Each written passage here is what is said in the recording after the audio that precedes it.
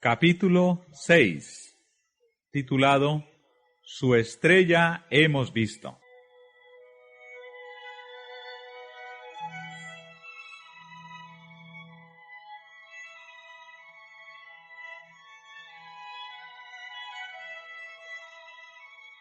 Y como fue nacido Jesús en Belén de Judea en días del rey Herodes, he aquí unos magos vinieron del oriente a Jerusalén, diciendo: ¿Dónde está el rey de los judíos que ha nacido? Porque su estrella hemos visto en el oriente, y venimos a adorarle.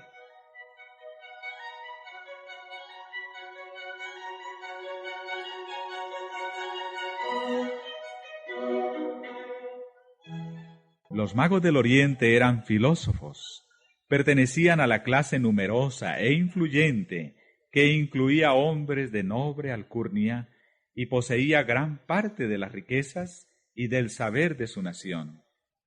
Entre ellos había muchos que explotaban la credulidad del pueblo. Otros eran hombres rectos que estudiaban las manifestaciones de la providencia en la naturaleza y eran honrados por su integridad y sabiduría. De este carácter eran los magos que vinieron a Jesús.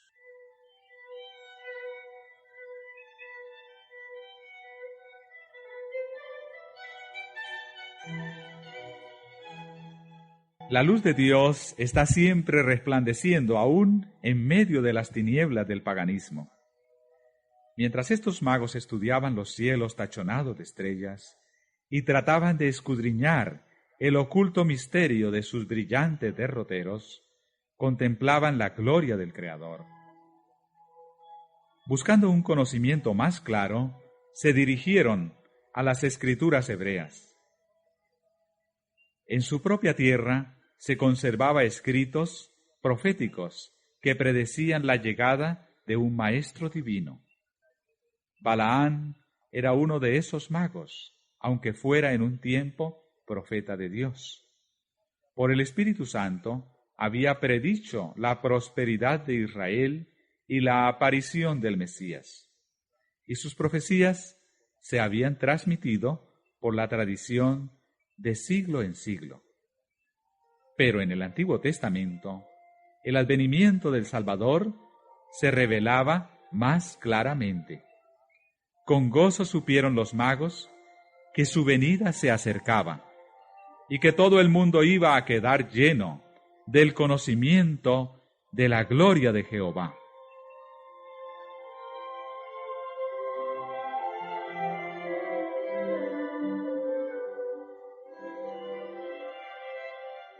Los magos habían visto una luz misteriosa en los cielos la noche en que la gloria de Dios inundó las colinas de Belén. Al desvanecerse la luz, apareció una estrella luminosa que permaneció en los cielos. No era una estrella fija, ni un planeta, y el fenómeno excitó el mayor interés. Esa estrella era un distante grupo de resplandecientes ángeles, pero los sabios lo ignoraban. Sin embargo, tenían la impresión de que la estrella era de especial importancia para ellos. Consultaron a los sacerdotes y filósofos y examinaron los rollos de los antiguos anales. La profecía de Balaán declaraba: «Saldrá estrella de Jacob y levantaráse cetro de Israel». ¿Podría haber sido enviada esta extraña estrella como precursora del prometido? Los magos habían recibido con gratitud la luz de la verdad, enviada por el cielo. Ahora esa luz se derramaba sobre ellos, en rayos más brillantes. En sueños recibieron la indicación de ir en busca del príncipe recién nacido.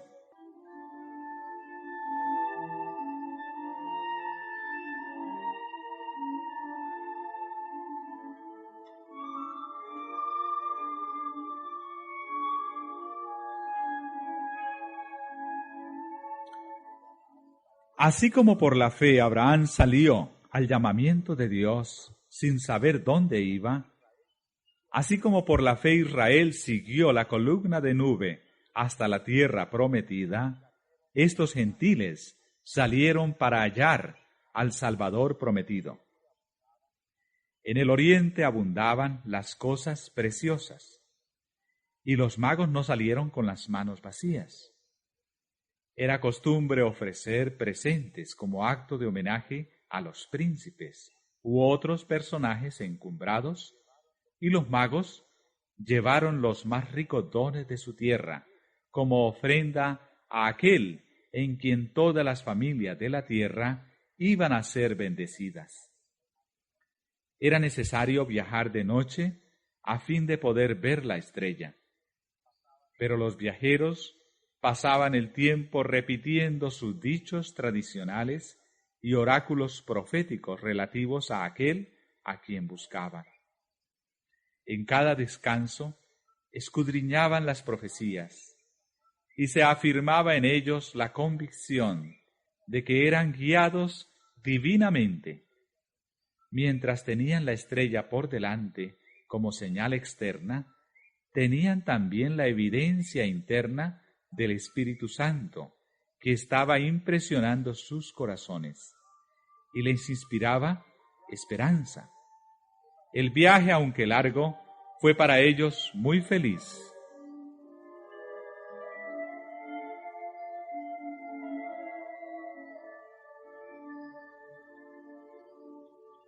Cuando llegaron a la tierra de Israel, y mientras bajaban del monte de las Olivas, teniendo a Jerusalén a la vista, he aquí que la estrella que los había guiado durante todo el camino se detuvo sobre el templo, y después de un momento desapareció de su vista.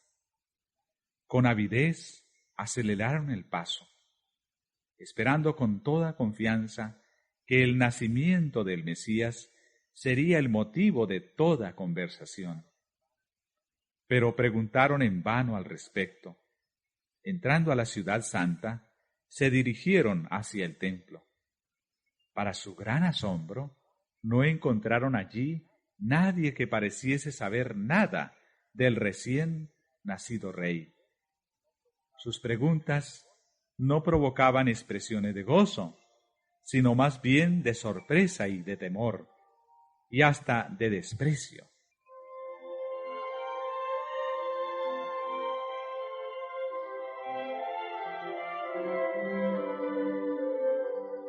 Los sacerdotes repetían tradiciones, hacían alarde de su religión y de su piedad personal, mientras denunciaban a los griegos y romanos como paganos y más pecadores que los demás. Los magos no eran idólatras, y a la vista de Dios ocupaban una posición mucho más elevada que aquellos que profesaban adorarle. Y sin embargo, los judíos los consideraban paganos. Aun entre aquellos que fueron designados guardianes de los santos oráculos, sus ávidas preguntas no despertaron simpatía.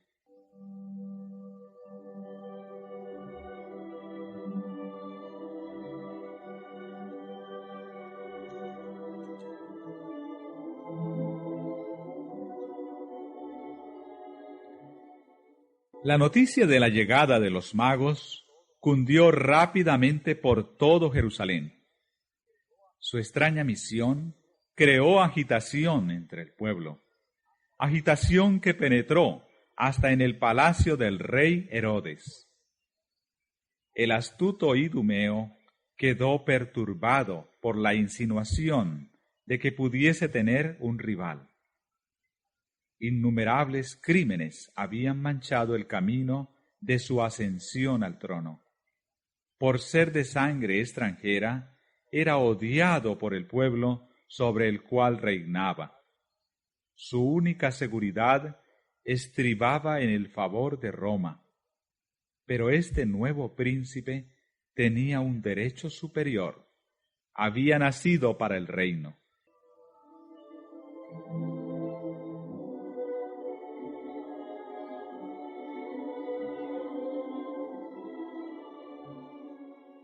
Herodes temió que los sacerdotes estuviesen maquinando con los extranjeros para excitar un tumulto popular que lo destronase. Sin embargo, ocultó su desconfianza, resuelto a hacer abortar sus planes por una astucia superior. Reuniendo a los príncipes de los sacerdotes y escribas, los interrogó acerca de lo que enseñaban sus libros sagrados con respecto al lugar en que había de nacer el Mesías.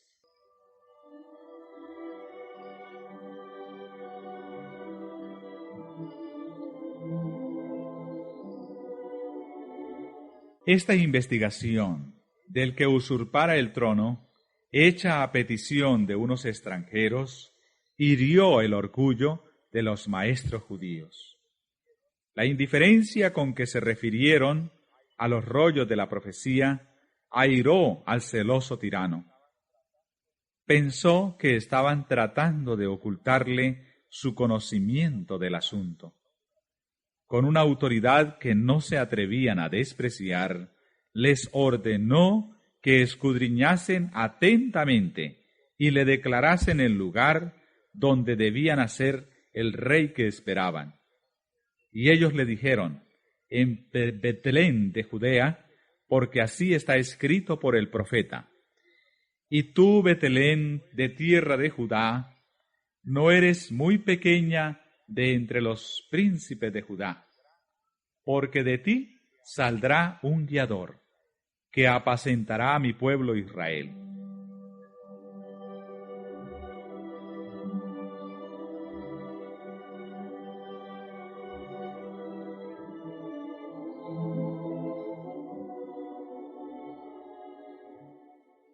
Herodes invitó entonces a los magos a entrevistarse privadamente con él. Dentro de su corazón rugía una tempestad de ira y temor, pero conservaba un externo o exterior sereno, y recibió cortésmente a los extranjeros. Indagó acerca del tiempo en que les había aparecido la estrella, y simuló saludar con gozo la indicación del nacimiento de Cristo. Dijo a sus visitantes: andad allá y preguntad con diligencia por el niño, y después que le hallareis, hacédmelo saber, para que yo también vaya y le adore. Y así diciendo, lo despidió para que fuesen a Belén.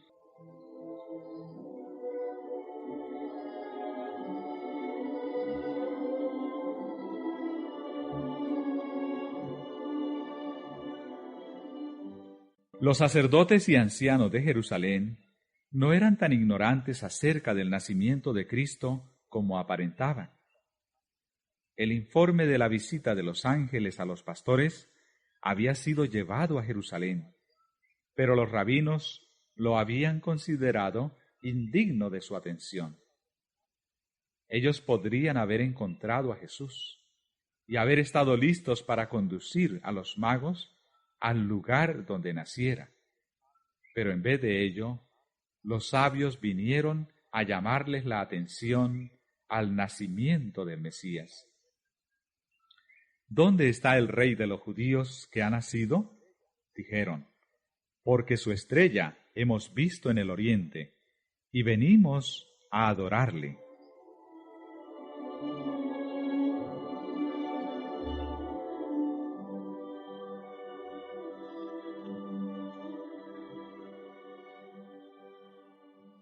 Entonces el orgullo y la envidia cerraron la puerta a la luz.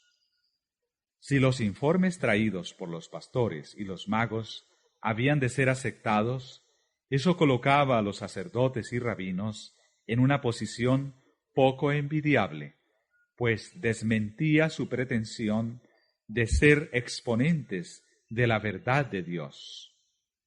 Esos sabios maestros no querían rebajarse a recibir instrucciones de aquellos a quienes llamaban paganos. No podía ser, razonaban, que Dios los hubiese pasado por alto para comunicarse con pastores ignorantes y gentiles incircuncisos.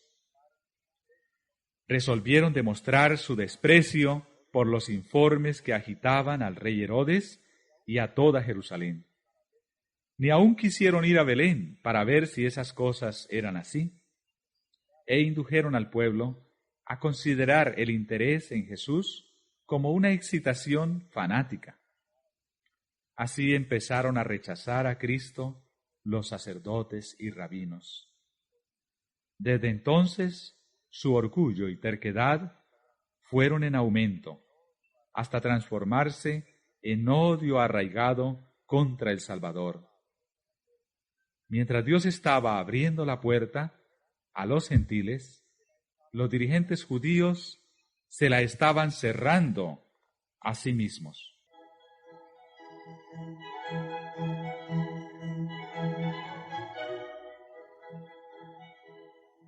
Los magos salieron solos de Jerusalén. Las sombras de la noche iban cayendo cuando pasaron por las puertas, pero para gran gozo suyo volvieron a ver la estrella, y ella los encaminó hacia Belén. Ellos no habían recibido ninguna indicación del humilde estado de Jesús, como la que había sido dada a los pastores. Después del largo viaje, se quedaron desilusionados por la indiferencia de los dirigentes judíos, y habían salido de Jerusalén con menos confianza que cuando entraron en la ciudad.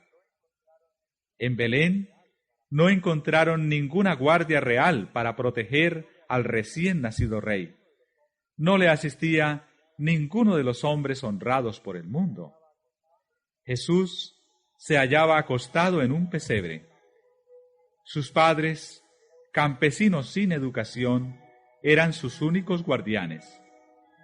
¿Podía ser aquel niño el personaje de quien se había escrito que había de levantar las tribus de Jacob y restaurar los asolamientos de Israel? ¿Que sería la luz de las gentes y salud hasta lo postrero de la tierra?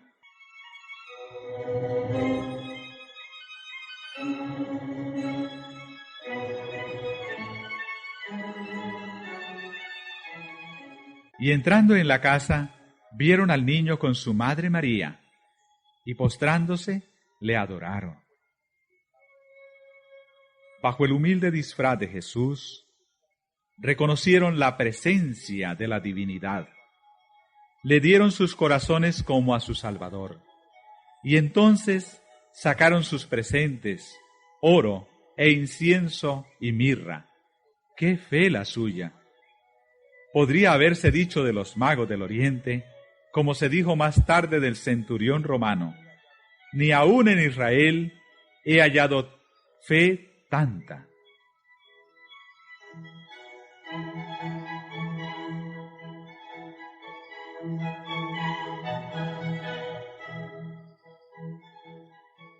Los magos no habían comprendido el designio de Herodes hacia Jesús. Cuando el objeto de su viaje fue logrado, se prepararon para volver a Jerusalén y se proponían darle cuenta de su éxito. Pero en un sueño recibieron una orden divina de no comunicarse más con él. Evitando pasar por Jerusalén, emprendieron el viaje de regreso a su país por otro camino. Igualmente José recibió advertencia de huir a Egipto con María y el niño. Y el ángel dijo: estate allá hasta que yo te lo diga, porque ha de acontecer que Herodes buscará al niño para matarle. José obedeció sin dilación, emprendiendo viaje de noche para mayor seguridad.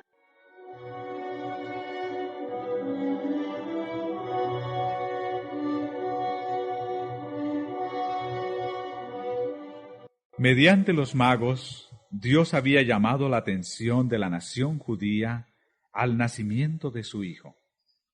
Sus investigaciones en Jerusalén, el interés popular que excitaron y aun los celos de Herodes, cosas que atrajeron la atención de los sacerdotes y rabinos, dirigieron los espíritus a las profecías concernientes al Mesías y al gran acontecimiento que acababa de suceder.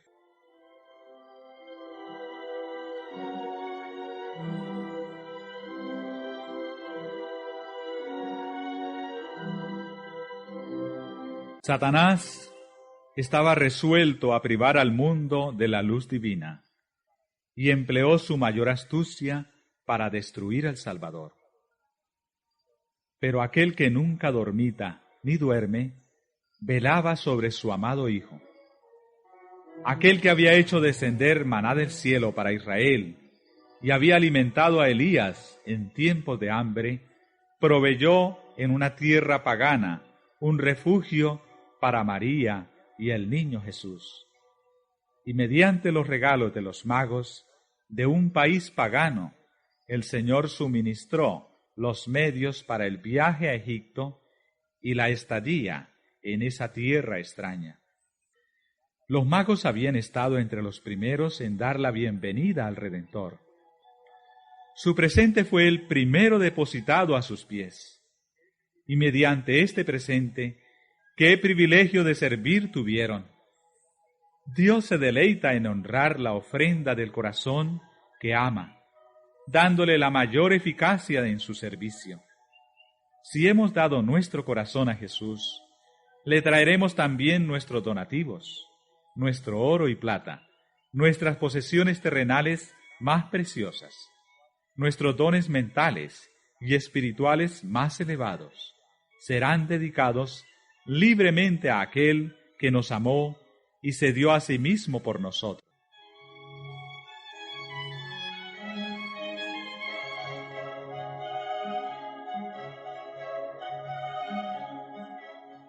Herodes esperaba impacientemente en Jerusalén el regreso de los magos. A medida que transcurría el tiempo y ellos no aparecían, se despertaron sus sospechas. La poca voluntad de los rabinos para señalar el lugar del nacimiento del Mesías parecía indicar que se habían dado cuenta de su designio y que los magos le evitaban a propósito. Este pensamiento le enfurecía.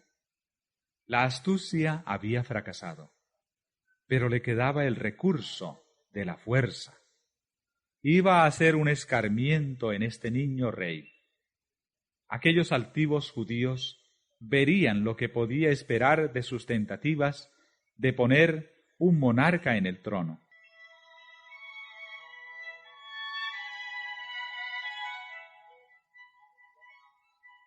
Envió inmediatamente soldados a Belén con órdenes de matar a todos los niños menores de 2 años. Los tranquilos hogares de la ciudad de David presenciaron aquellas escenas de horror que 6 siglos antes habían sido presentadas al profeta. Voz fue oída en Rama, grande lamentación, lloro y gemido. Raquel que llora a sus hijos, y no quiso ser consolada, porque perecieron.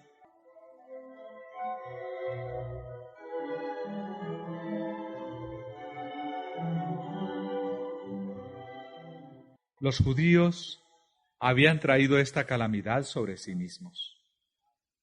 Si hubiesen andado con fidelidad y humildad delante de Dios, de alguna manera señalada, Él habría hecho inofensiva para ellos la ira del rey. Pero se habían separado de Dios por sus pecados y habían rechazado al Espíritu Santo, que era su único escudo. No habían estudiado las Escrituras con el deseo de conformarse a la voluntad de Dios. Habían buscado profecías que pudiesen interpretarse de manera que los exaltaran y demostraran que Dios despreciaba a todas las demás naciones. Se jactaban orgullosamente de que el Mesías había de venir como rey para vencer a sus enemigos y hollar a los paganos en su ira. Así, habían excitado el odio de sus gobernantes y por su falsa presentación de la misión de Cristo, Satanás se había propuesto lograr la destrucción del Salvador. Pero en vez de ello, esto se volvió sobre sus cabezas.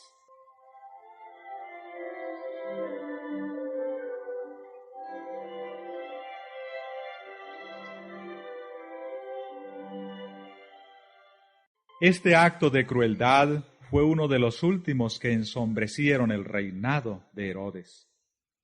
Poco después de la matanza de los inocentes, cayó bajo esa mano que nadie puede apartar.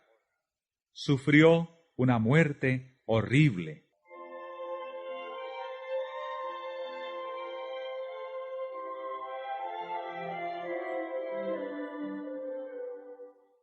José, que estaba todavía en Egipto, recibió entonces de un ángel de Dios la orden de volver a la tierra de Israel.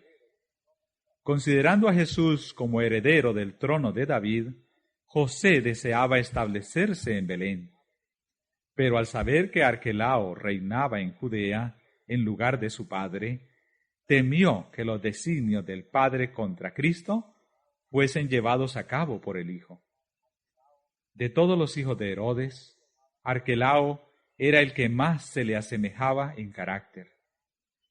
Ya su advenimiento al gobierno había sido señalado por un tumulto en Jerusalén y la matanza de miles de judíos por los guardianes romanos.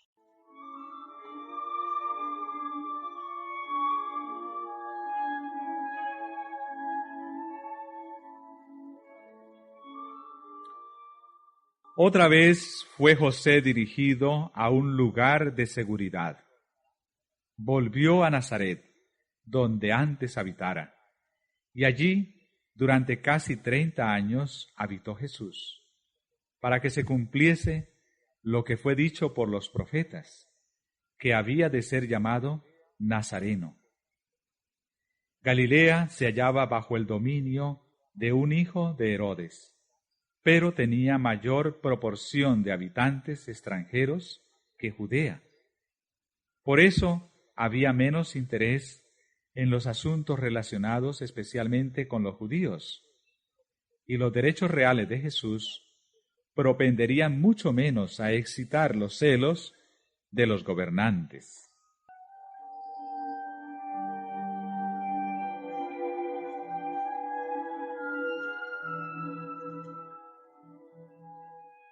Tal fue la recepción del Salvador cuando vino a la tierra.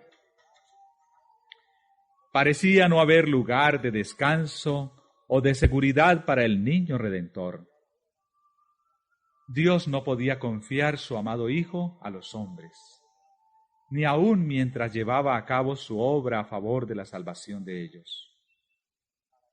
Comisionó a los ángeles para que acompañasen a Jesús y le protegieran hasta que cumpliese su misión en la tierra y muriera a manos de aquellos a quienes había venido a salvar.